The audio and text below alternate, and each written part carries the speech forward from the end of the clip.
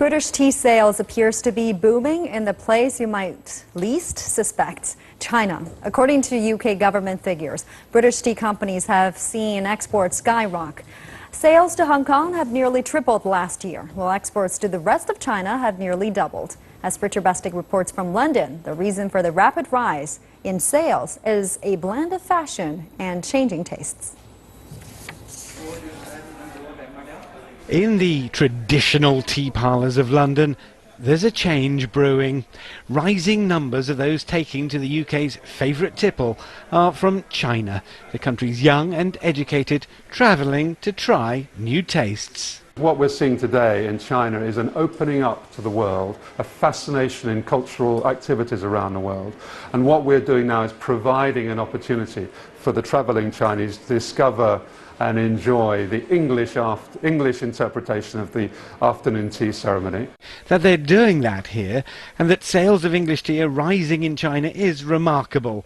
China, after all, tea's very birthplace. What makes the increase in sales of English tea to China even more remarkable is perhaps the troubled relationship the two countries have had over the drink.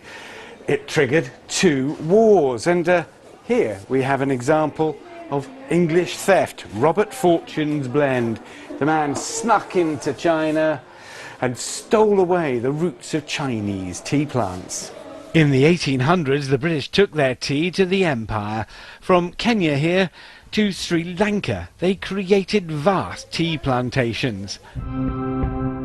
Tea quickly becoming the UK's national drink, and as demonstrated by this tourism video, promoted as quintessentially English, in part perhaps explaining its popularity where the story first began in China. I will buy this to my friends to show the difference between English tea and the Chinese tea. And they like it? Yeah, very much. I think it's quite different from the teas that Chinese used to have, and it's also a sign of like elegance and being posh. It's nice, it's fashionable to us.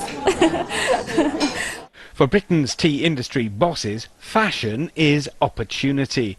Whittard of Chelsea and China's Alibaba online sales platform together linking up with China's young travellers. Those who are exploring the world at the moment, coming in greater and greater numbers as tourists to the UK and elsewhere.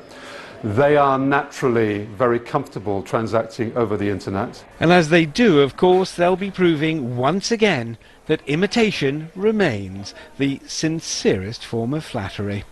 Richard Bestic, CCTV, London.